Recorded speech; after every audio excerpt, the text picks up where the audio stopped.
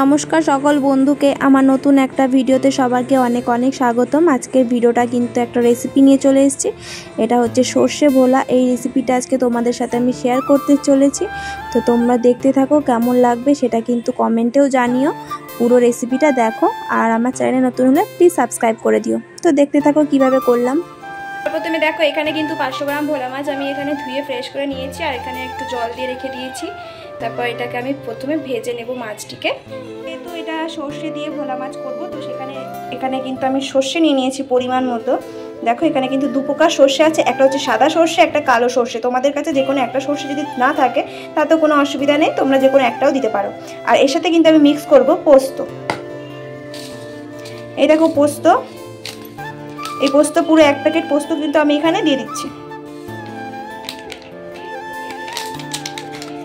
এগুলো কিন্তু প্রথমে আমাকে ভিজিয়ে রাখতে হবে।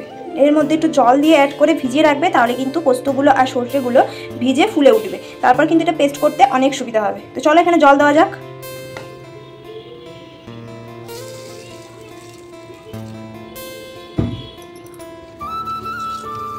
ভালো করে ডুবিয়ে নিচ্ছি জিনিসগুলোকে। খুবই সহজ এবং কম সময়ে কিন্তু এই রেসিপিটা তৈরি হয়। তো দেখো এখানে কিন্তু আমি কয়েকটা কাঁচা লঙ্কা নিয়ে নিয়েছি আর কয়েক টুকরো আদা নিয়ে নিয়েছি।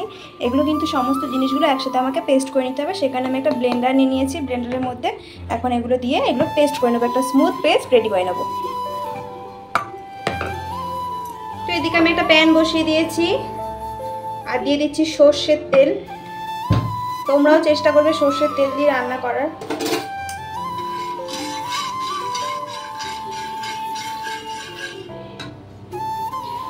আর এখন মাছগুলোতে আমি নুন আর হলুদ মাখিয়ে নেব।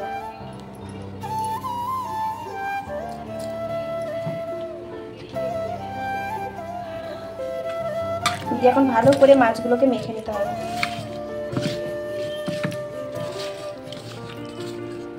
এখানে একটা কাতলা মাছ রয়েছে, এটা আমার ছেলের জন্য একই সাথে ভেজে নেব।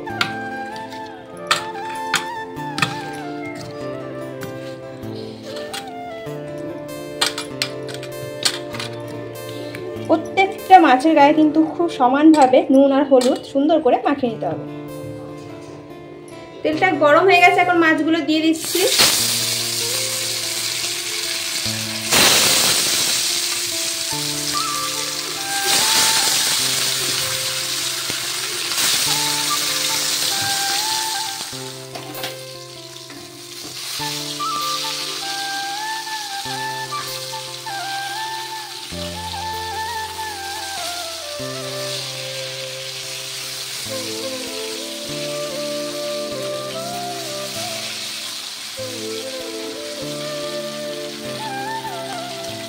প্রত্যেকটা মাছ কিন্তু আমি সুন্দর করে ভেজে নিয়েছি। আর এদিকে কিন্তু যে পেস্টটা করছিলাম, আদা, কাঁচা লঙ্কা, সর্ষে, সাদা সর্ষে, কালো সর্ষে আর পোস্ত, এটার পেস্টটা করে নিয়েছি, দেখতে পাচ্ছ। আর এখানে আমি কড়াইও নিয়ে নিয়েছি। এখন কড়াইটা প্রায় গরমও হয়ে গেছে। এখানে কিন্তু এখন আমাকে সর্ষের তেল দিতে হবে। তোমরা যদি সাদা তেল ব্যবহার করতে চাও সাদা তেলও ব্যবহার করতে পারো, আর যদি সর্ষের তেল ব্যবহার করে তাহলে খুবই ভালো হয়, কারণ সর্ষে দিয়ে এটা সর্ষে যেহেতু রেসিপিটাই সর্ষে ভোলা, তো সর্ষের তেল ইউজ করলে এখানে বেশি ভালো হয়। তারপর এখানে ফোড়নের জন্য আমি এখানে কিছু কালো সর্ষে আর সাদা সর্ষে নিয়ে নিয়েছি, তো এগুলো দিয়ে দেবো।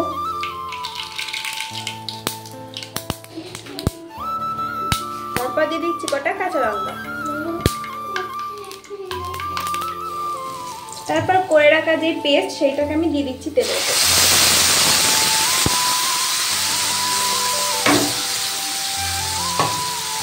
তারপর কিন্তু হালকা আছে এটাকে নেড়ে দিতে হবে।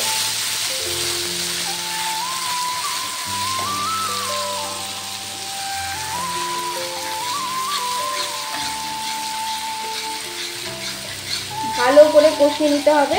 তারপর এর মধ্যে দেব নুন আর হলুদ।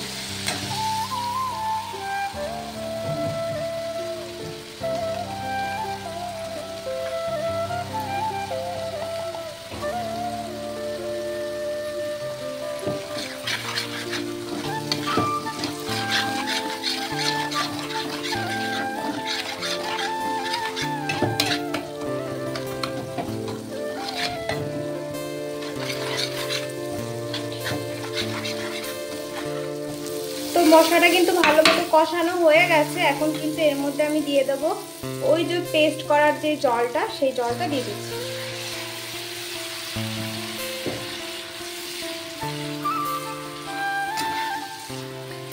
যে যেরকম গাঢ়ত্ব রাখতে চাও সেরকম করে সেই হিসাবে কিন্তু জল দেবে। আমি এটা একটু শুকনো শুকনো করবো, সে কারণে কিন্তু একটু অল্প পরিমাণে জলটা দিলাম।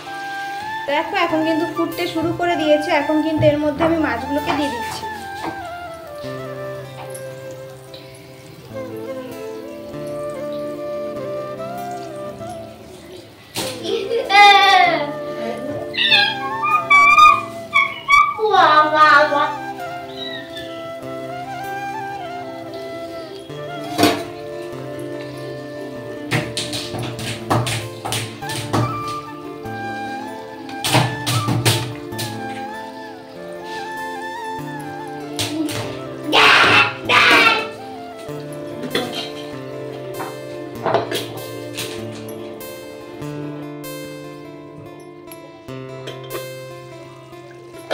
ওয়াও, দেখতেই দেখছো কত সুন্দর হয়ে গেছে, একদম ভাপা ভাপা। ক্যামেরা এরকম ঝাপসা হয়ে গেল কেন বুঝলাম না, প্লিজ অ্যাডজাস্ট করে নিও। আমার কিন্তু রান্না অলমোস্ট কমপ্লিট হয়ে গেছে, এটা আর বেশি কমবে না। বেশি নাড়াচাড়া করলে কিন্তু এই মাছগুলো ভেঙে যাবে, যে কারণে কিন্তু এটা বেশি নাড়াচাড়া করতে পারবে না। তো এখন ভলিউমটা আমি একটু বাড়িয়ে দিচ্ছি, সরি ভলিউম না, এটাকে কী বলে, এটাকে পাওয়ার মনে হয়, যাও ওটাকে বাড়িয়ে দিলাম। দেখো এখন চটপট চটপট করে ফুটছে। অলমোস্ট আমার রান্না কিন্তু কমপ্লিট। তো তোমরা যদি চাও খুব সহজে এই রেসিপিটি করার জন্য, তাহলে কিন্তু খুব সহজে মাত্র 5-10 মিনিটের মধ্যেই এটা রান্না করে ফেলতে পারবে। তো চলো, রেসিপিটা কেমন লাগলো জানিও কিন্তু অতি অবশ্যই কমেন্টে। আর আমার চ্যানেলে যদি নতুন হয়ে থাকো তাহলে কিন্তু অতি অবশ্যই আমার চ্যানেলটিকে সাবস্ক্রাইব করে পাশে থেকো। টাটা, সবাই ভালো থেকো।